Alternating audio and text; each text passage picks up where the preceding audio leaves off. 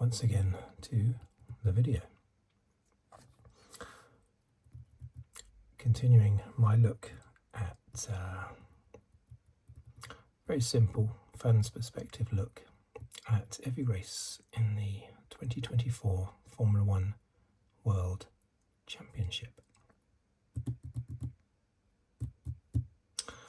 My usual routine is to list down the finishing order down here. That's better. Okay. And then the top 10 in the Drivers' Championship and the rundown of the Constructors' Championship. Okay, so this one was round number 14. Belgium, the Spa-Francorchamps Circuit. Okay, now let's see that's in focus.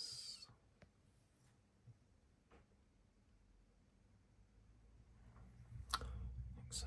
Right, so here we go. Number 1. Hamilton. Lewis Hamilton. Second was Piastri. Third, Leclerc. Fourth,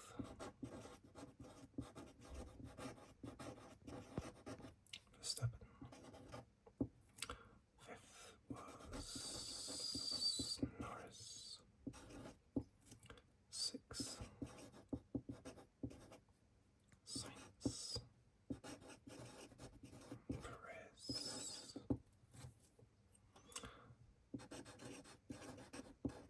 Alonso. Let's make sure it's still in focus.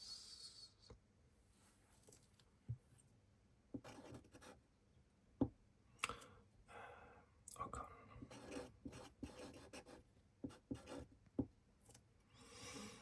Ricciardo.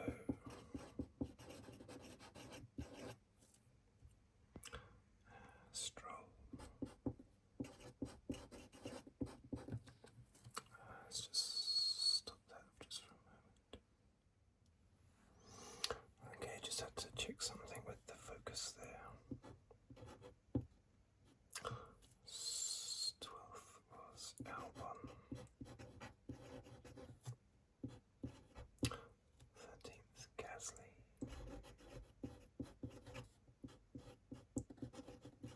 Magnussen.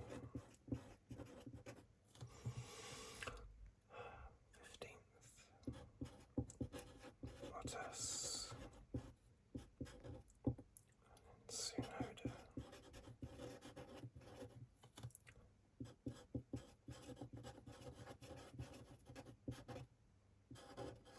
Sargeant.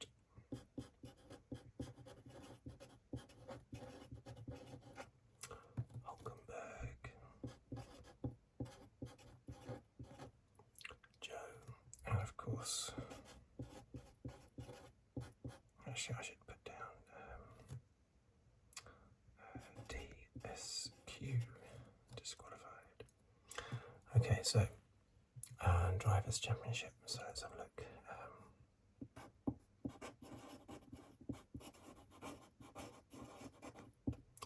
Verstappen 277.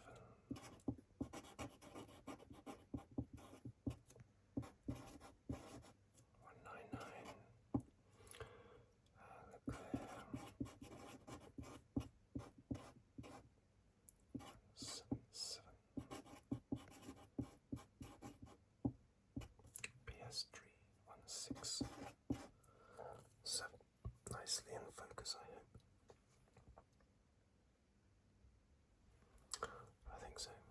Okay, 5th, Sainz 162.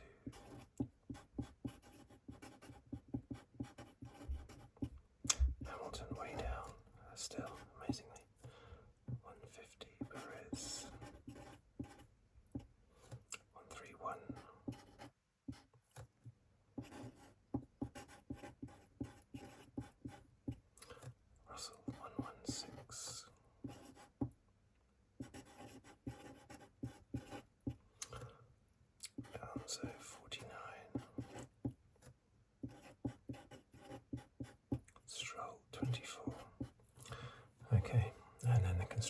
Championship we have, of course, Redbull 408.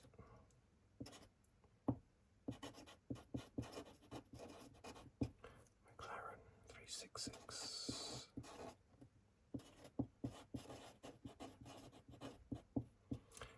Ferrari 345.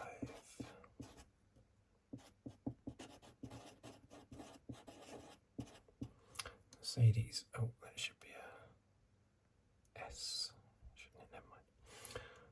Mercedes 266. Yeah, that's annoying. That needs to be an S. I can't easily turn it, can I? Into an S. There you go. It looks like Mercedes 3 now. Oh dear.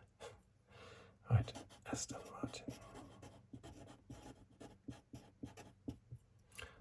73. Is that in focus? Yes, it is. RB.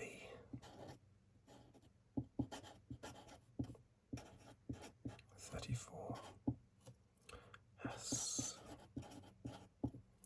27. Alpine. 11.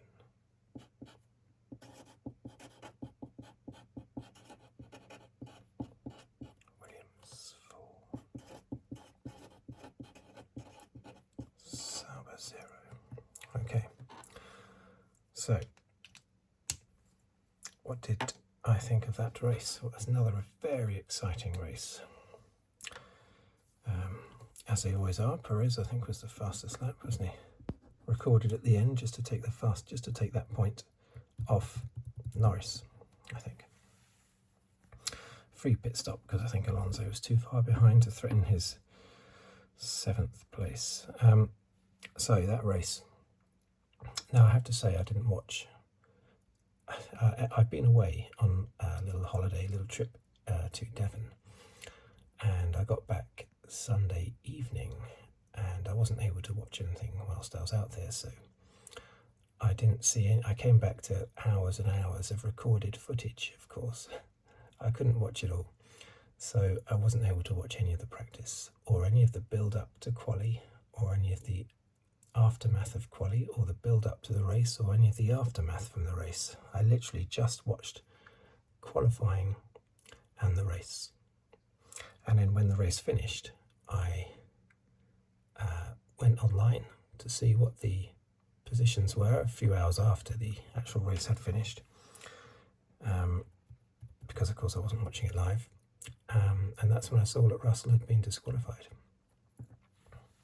So I do know that he was disqualified, and the reason why, it's the one big talking point, isn't it? It's very interesting. He was 1.5 kilograms underweight, his car was, and that's significant. That's a significant amount. But apparently you can pick up that amount just by driving around the track on your in-lap after the race, collecting rubber. Obviously we see them doing that all the time, but I didn't realise you could collect as much as 1.5–2 kilograms of rubber. They were unable to do that in this race because Spa is unique in that, because it's such a long track, like 4.5 miles, something like that, it means that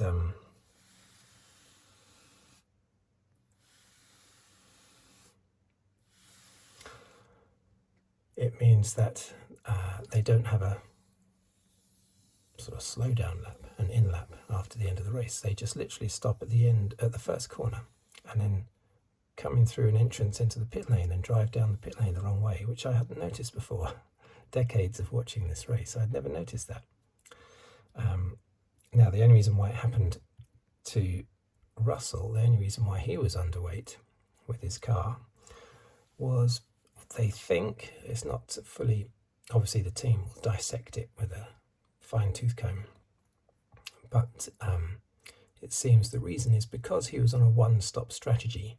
His tyres were a lot more worn at the end of the race than drivers on two-stop strategies, and that difference of about 15-20 laps in age can, and probably did on this occasion, explain the 1.5 kilogram weight differential. That's incredible. That much weight could just be the wearing down of tyres, having done an extra 15-20 laps that on top of the two-stopper tyres, two-stopper cars. Their tyres had done about 15 laps, his had done about 35 laps. To me, it makes total sense, even though I think it's amazing that there could be that much weight. It does make sense as an explanation. So I'm surprised that Mercedes didn't factor that in. It wasn't a planned one-stopper. It was Russell deciding, look, we can do a one-stopper here. And he was completely correct. It's a fantastic decision by Russell. Unfortunately, no one seemed to take into account the weight problem with his tyres that would have a lot less rubber. And as I said, we see every race drivers after the race going off the racing line, collecting rubber to stick to their tyres to make the car heavier for weighing. We see that every race, and we've seen it for decades. So therefore, they are aware of that. They are aware that that rubber, that extra rubber, can really make a difference in weight. But it seemed to catch them out here. They didn't seem to, unless they knew that that was a possibility, but they thought they would take the risk. But this isn't just a few grams underweight. This is 1.5 kilograms underweight. That's incredible. I do think that Hamilton was the deserved winner because Russell's car was 1.5 kilograms below the legal limit at the end. So that equates to time on the track, of course, which would have probably been just about enough to hold Hamilton off. Piastri, he would have been a worthy winner as well, but he was only catching Hamilton at the end because Hamilton was held up behind Russell. Great performance by Russell to hold on to those tyres, I have to say, but Hamilton, I would also say, was a deserved winner. Always a little bit embarrassing when you inherit a win, but he was the best of the two stoppers. Did anyone else? I think Magnussen down in 14th. I think he went for a one stop as well, but obviously no one's talking about him. He was down in 14th. So if you ignore him, all the others were all on two stop. And Hamilton was the best of all of them. And Russell was probably only able to hold off Hamilton at the end because he had a lighter car, 1.5 kilograms below the legal limit. But yeah, still very, very unfortunate for Russell. He would have been right up with Hamilton, I think, in the championship. I think they would have been on about 143 for Hamilton, 141 for Russell. But it does mean that Perez manages to keep hold of his 7th place in the championship. Woohoo. Actually, wasn't he 8th last time out? I can't remember. Was he 8th? No, he must have been in 7th after the last race as well. Deary me, Perez. So the big talking points, obviously the disqualification.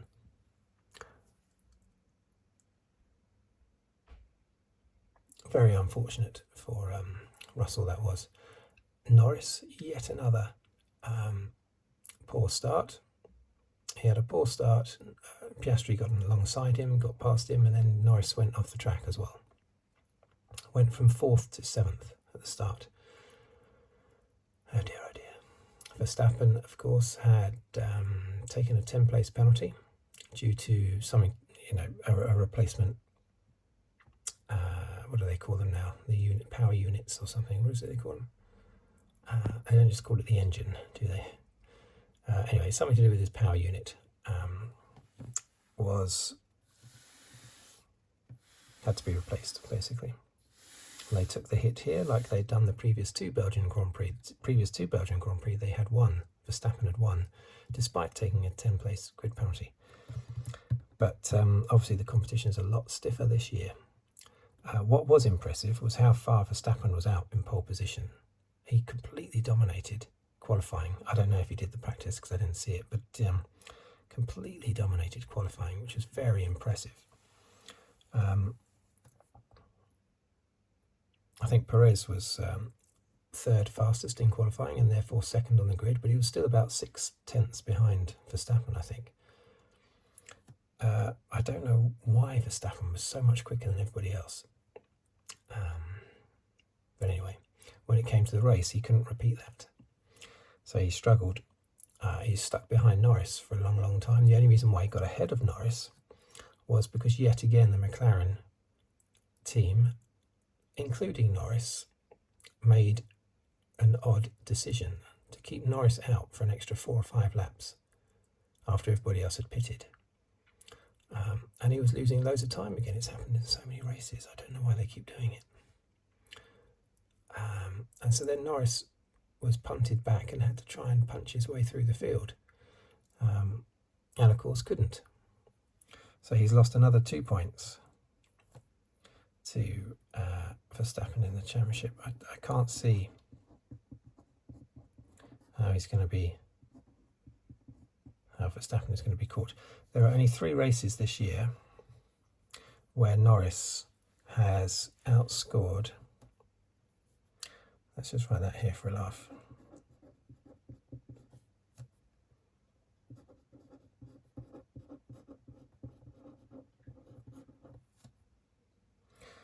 Norris has outscored Verstappen only 3 times all year. And they were Australia,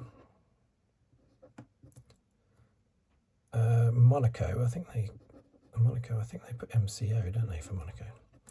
And was it Austria? No, Hungary. I think it was Hungary.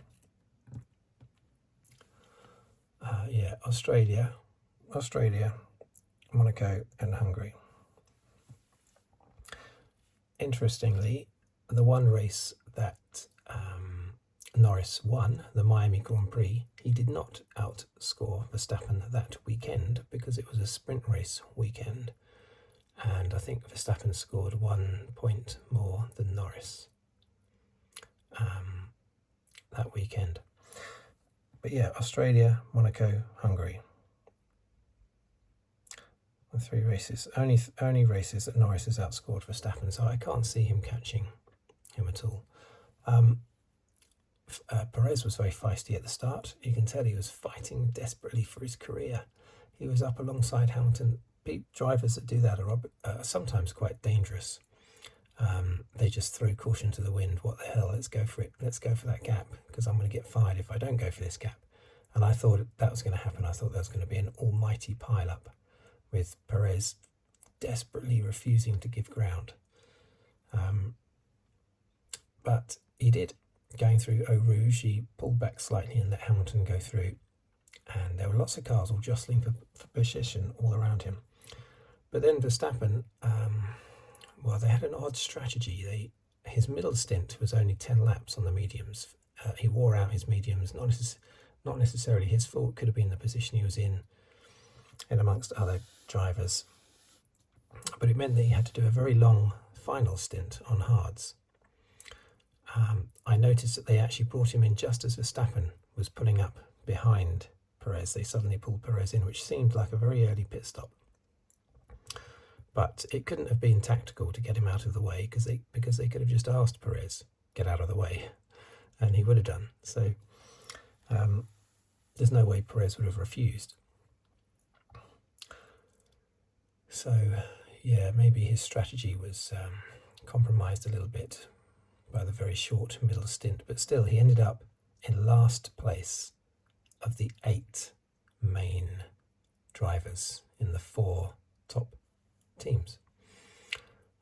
He finished 8th, of course, promoted to 7th with Russell's disqualification. But still a bad performance by Perez. I think these last 2 races have not done anything to keep his seat. If there's a way to get rid of him, they will get rid of him. The problem is they don't want to have the headache of replacing him, because who do they replace him with? Do they go with a young gun like Lawson? I think he is young enough to not be afraid of Max. Often the young drivers, they worry about protecting them, but I think the younger ones are the ones you don't have to protect. I think it's when you promote older drivers that have been around a while and then you stick them in a top team, that I think they're the ones that struggle, not so much the 20-year-olds. I think Lawson would step into the team in the same way Verstappen did. Not necessarily as good as Verstappen, maybe, but not necessarily. But mentally, I think he'll be perfectly fine. Tsunoda, he's too much of a live wire. I can see him having plenty of accidents with Verstappen. I think he's a little bit too aggressive, Tsunoda. So I would go for Lawson. Definitely not Ricciardo, because I think he's burnt out, basically. He's history. But yeah, it's Lawson, I would say, yeah, go for it. Get Lawson in the car. I know he's not been properly tested out, but in the few races he did do in the AlphaTauri last year, he was very good. So yeah, I would say get Lawson in and Perez out, unfortunately, but he has to go. What's interesting here is that Mercedes have won 3 races, right? So they've got 3 wins. So, hang on a minute. So who's won how many races? 7, 8, 9, 10, 11, 12, 13, 14. Yeah, so I think Redbull are on 7 wins, isn't it? All from Verstappen, of course. McLaren have had 2. Ferrari have had 2. Mercedes have had 3. And yet Mercedes are miles behind McLaren. Look at that, 100 points behind McLaren, and yet they've won an extra race, and that's simply because McLaren have been, ever since about round 4 or 5, they've been banging out podiums left, right and centre. It's all of Norris's second places. And whereas Mercedes have only just been doing that in the last 4 or 5 races. But they've been doing it better because they've won 3 races.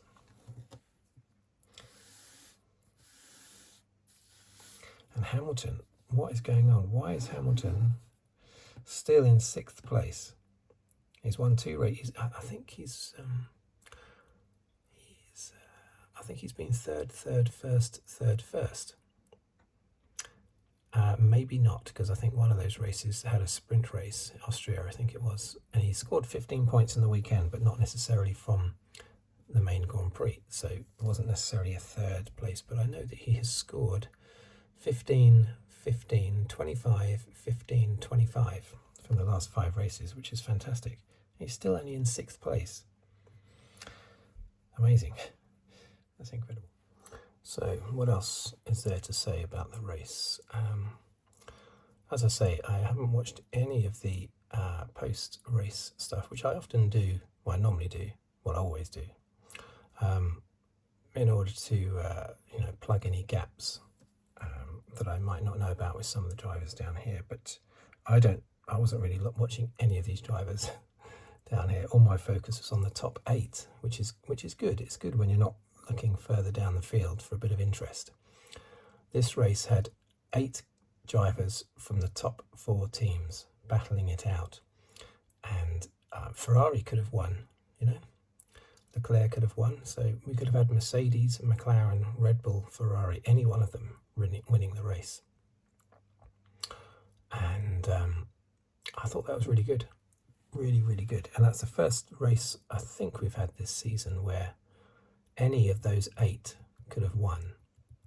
Okay, sort of less so Sainz and Perez, but outside chance for them. But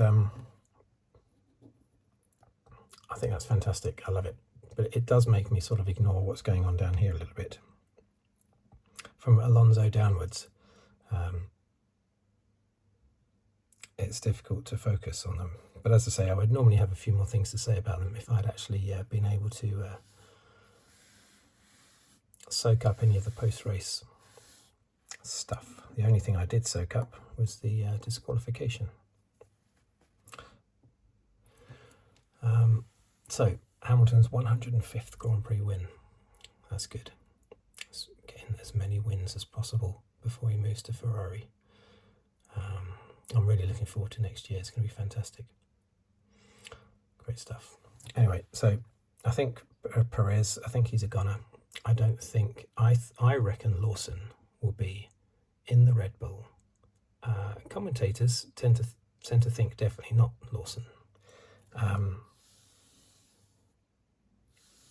And I've had a Lawson fan comment on my channel about how they hope it isn't Lawson, because they don't want him to be thrown in the deep end, which could be damaging. And yes, it is for many drivers, but from what I've seen of Lawson, the mentality that has come across, I think he'll handle it in the same way that Verstappen handled it, and the same way that Hamilton handled it. Hamilton came in as teammate to defending double world champion Fernando Alonso, and he just did it. And he finished on the podium in his first 9 races and was leading the championship from about round 4 onwards. So it's not like these drivers can't cope. I think the really young ones can, and both Hamilton and Verstappen were very young when they came in. So yeah, Lawson, get him in there.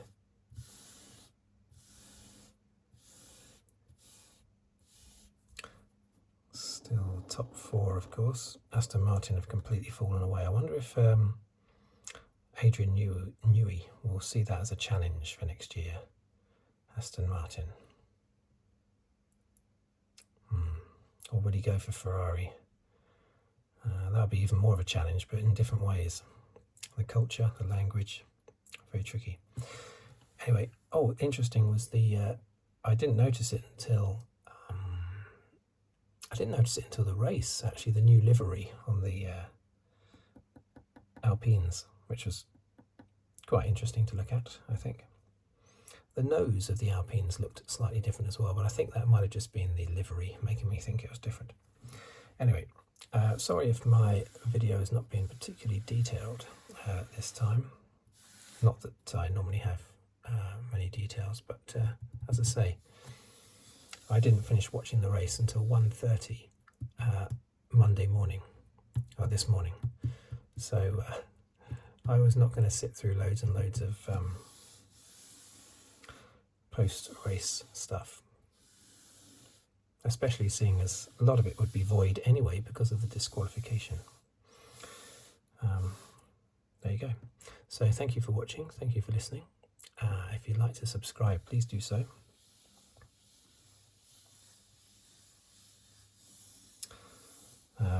Yeah, just looking at Piastri, he really could have won that race. If they had put him on a one-stopper, who knows? One-stop strategy. His tyres were about the same age as Russell's. They could have put him on a one-stop. Who knows what would have happened then? Anyway, he's driving very well, Piastri. Norris, lacklustre, caused by a poor start. Anyway, Leclerc did well. He was always up there all the way through.